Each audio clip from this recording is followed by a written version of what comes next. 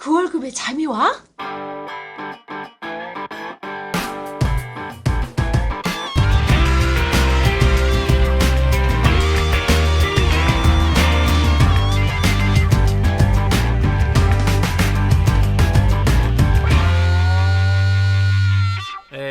안녕하세요. 그 월급에도 잠이 오게 하는 방송 머니스토리 TV 뭉치 양수민입니다. 반갑습니다.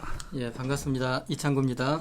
반갑습니다. 우리 이창구 사부님 간만에 모셨습니다.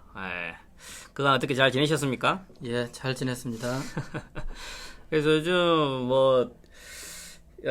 갑자기 사부님을 뵙자고 한 거는 특별한 이유는 있는 건 아니고 그동안은 방송 안 하셨기 때문에 우리 또 청취자분들이 또 우리 사부님 컨텐츠에 대해서 많은 또 관심을 가지고 있으신 것 같습니다. 최근에 지금 오늘도 그렇고 지난주에 그 중국 쪽 관련돼서 큰 폭의 좀 하락이 있었습니다. 그래서 그 중국 쪽 관련 투자 관련돼서 1년 사이에 따블이 났죠. 따블이 나오고 또 일주일 사이에 두 자릿수 하락이 되고 있고 변동성이 너무 커지고 있는 상황인 것 같습니다. 그래서 관련하여 그 중국 쪽 투자 쪽 관련된 저희 그 질문, 청취자분들 질문이 좀 많이 있으시고, 그리고 최근에 중국에서 오늘 시작됐죠. AIIB 아시아 인프라 투자은행이 출범되면서 또 관련돼서 또 많은 변화들이 있을 것 같습니다. 그래서 오늘은 그런 부분들 우리 사부님 모시고 한번 정리할 수 있도록 하겠습니다. 네. 사부님 이번에는 어떤 주제들 관련돼서 말씀을 해주실 예정이신가요? 오늘은 어제 57개 그 회원국들이 AIIB 협정문에 조인을 하고 각 국가들로 돌아가서 이제 국회 비준을 밟는 그런 절차만 남겨놨고요.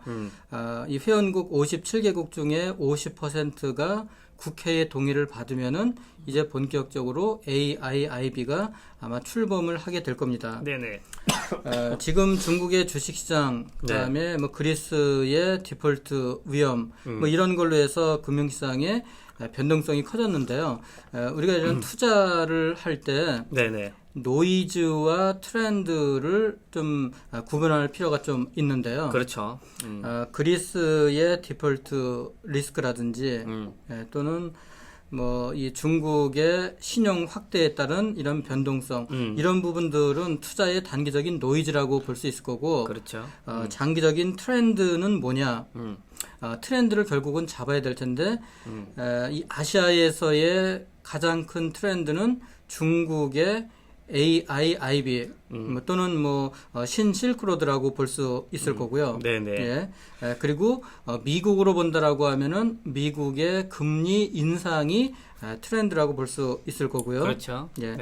그리고 전반적인 투자의 세계로 본다라고 하면은 사물 인터넷, 그렇지. 제4차 산업혁명이라고 이야기하는 IoT, 사물 인터넷이 큰 트렌드라고 볼 수 있을 거거든요. 네네. 그래서 오랜만에 우리 시청자들 뵙게 됐는데 시리즈로 해서 이런 큰 트렌드, 우선적으로 AIIB, IoT에 대해서 살펴보는 그런 시간을 갖도록 하고요. 오늘은 우선적으로 먼저 이 AIIB가 가져오는 변화는 어떤 변화들이 있을 것이냐 라고 하는 거를 살펴볼 텐데요.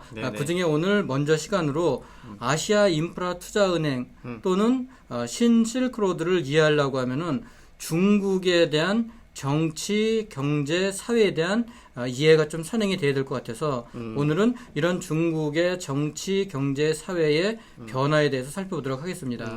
그러니까 그 AIIB 아시아 투자은행 관련돼서 그에 대한 배경이라든지 이제 투자에 대한 기회에 대해서 얘기를 하실 건데, 근데 중요한 거는 그 전에 먼저 이걸 이해하기 위해서는 예전에 제가 그 여러 번 말씀드린 것처럼 중국이라는 나라에 대한 정치라든지 경제라든지 사회에 대한 이해가 먼저 필요하다 말씀이신 거죠.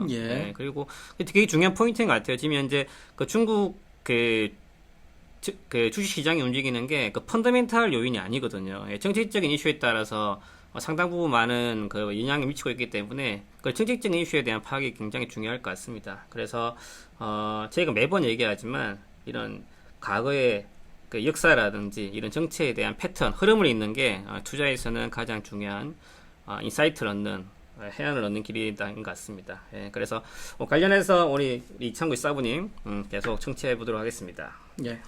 그럼 오늘 말씀드릴 내용은 결론적으로 먼저 말씀을 한번 드리면은 중국이 변하고 있다. 뭐 또 어떻게 생각해 보면 중국이 변하는 게 아니라 중국이 원래의 모습으로 가고 있다라고도 이제 볼 수 있을 텐데요.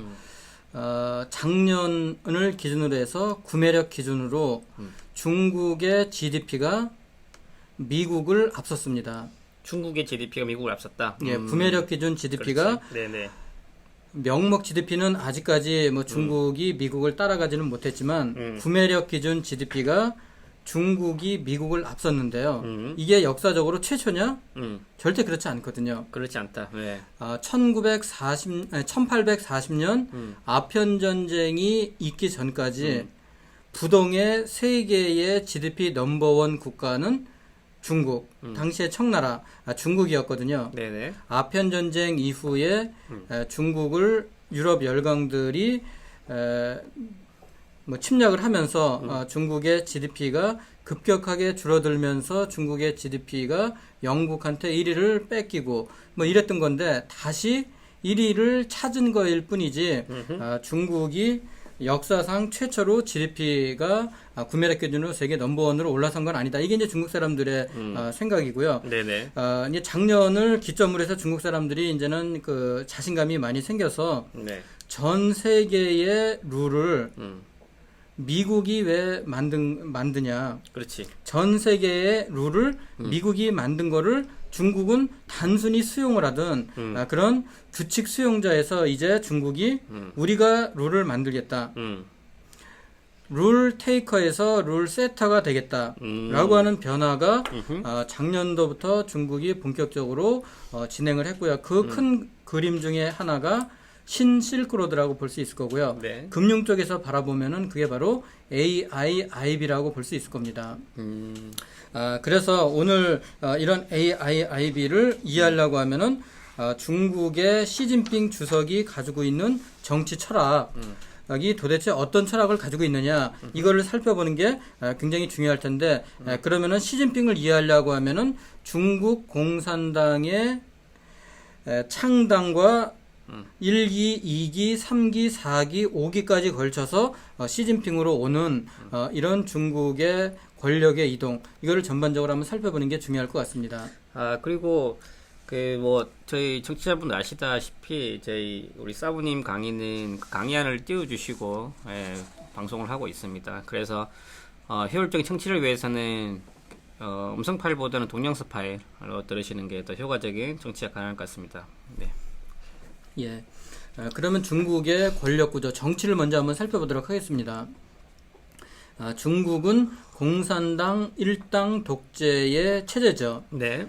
중국의 공산당이 정치, 경제, 사회, 문화 모든 거를 다 독점해서 관리를 하고 있는데 이게 이제 4기 후진타오 주석 시절에 중국의 권력 구조고요. 그리고 이게 바로 지금 시진핑 주석의 정치 구조 체계입니다.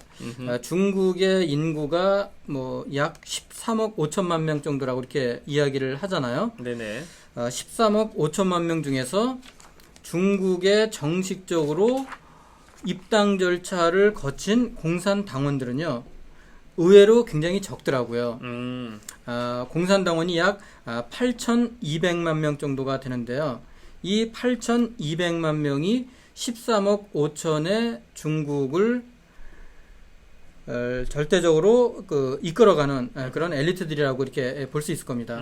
지금 이 5기의 중국의 권력 이 선출 구조를 잠깐 한번 살펴보면요. 네. 중국의 당원이 약 8,260만 명, 이 당원을 데이터베이스 풀로 해서 그 중에 약 2,260명 정도가 우리나라로 얘기하면은 로우 메이커, 국회의원, 네. 전국 대표 대회 이 대의원들이 될 수 있겠죠. 이분들이 8,260만 명의 풀에서 선출이 되는데요. 중국은 선거에 의해서 지도자를 뽑지 않습니다. 선거에 의해서 지도자를 뽑지 않는데, 그래서 어떻게 또 보면은 선거에 의한 그런 이 민주주의가 진짜 합리적이고 효율적인 민주주의냐, 중국의 지도 체제를 보면은 또 그렇지 않을 수도 있다라는 생각이 또 들기도 하더라고요. 그런데 재밌네. 네. 예, 중국은 이런 8,200만 명 정도의 당원 중에서 이 국회의원에 해당되는 전국 대표 대회 회원들을 약 2,268명을 뽑는데 예전 같은 경우에는 찬반 투표를 했어요.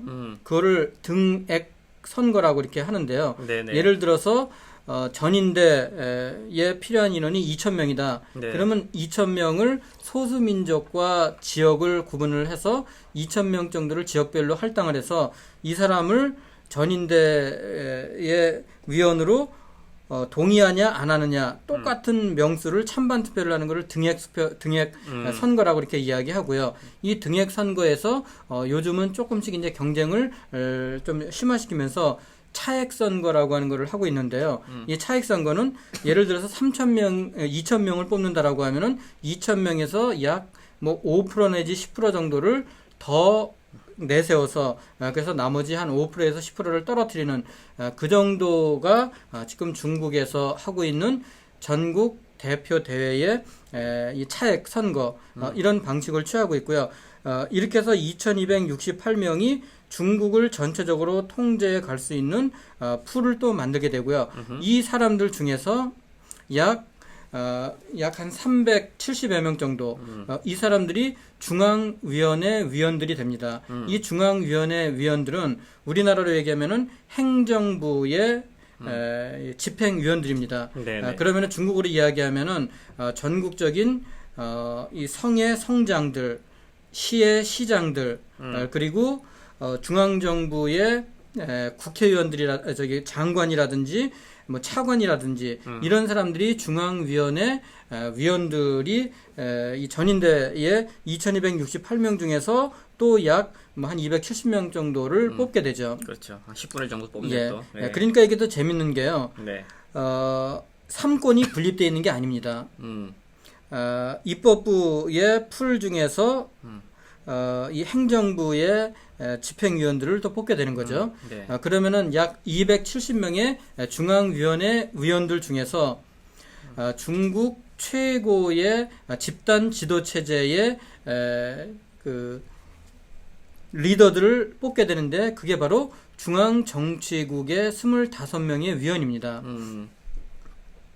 좀 이따 이제 말씀드리겠지만 중국은 모택동과 등서평 시절에 노선 갈등들을 겪으면서 네네. 한 사람의 주석이 다른 철학을 가지고 있는 사람들을 핍박하고 숙청하고 이러는 역사들이 계속이 되면서 등서평 이후에는 집단 지도 체제를 확립을 시키는데요. 그 집단 지도 체제의 풀 위원들이 바로 중앙정치국 위원들입니다. 대빵이네, 대빵. 예, 그렇습니다. 그래서 이 중앙정치국 위원 25명, 이 사람들이 집단 지도 체제로 해서 중국의 여러 가지 정책들을 결정하고 끌고 간다. 이 중앙정치국 위원 중에서 서열이 넘버1인 사람이 국가를 대표하는 주석이고 그 사람이 바로 지금 현재 5기에는 시진핑이 되는 거죠.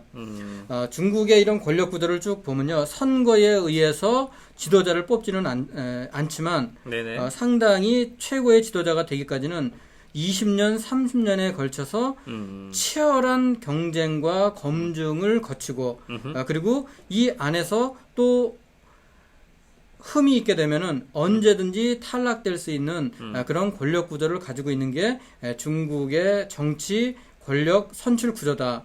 이렇게 이제 볼 수 있을 겁니다. 멋지네. 네. 예.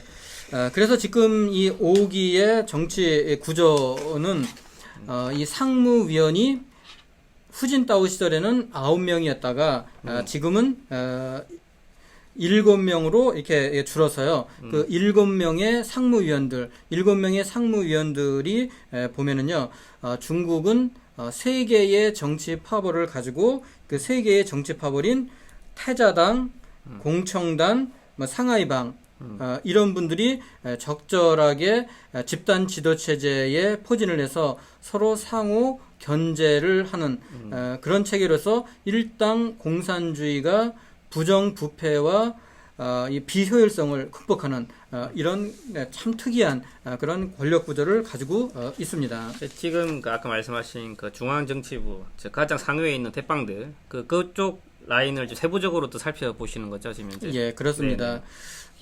그러면은 이제 그 중국의 권력 구조와 관련해서 네. 본격적으로 중국의 권력 구조가 어떻게 변해 왔는지 중국의 그 이 모택동이 1921년도에 중국 공산당을 창당한 이후 쭉 권력의 흐름들을 살펴볼 텐데요. 요거는 잠깐 쉬었다가 이 다음 시간에 세세하게 말씀을 드리도록 하겠습니다. 네, 알겠습니다. 네, 오늘은 그 AIIB 관련된 그 첫 시간, 중국의 정치, 경제, 사회 관련된 내용 중 일단 그 정책적인 권력 구조에 대해서 간략하게 말씀 나눴습니다. 다음 시간 이어서 또 진행하도록 하겠습니다. 감사합니다.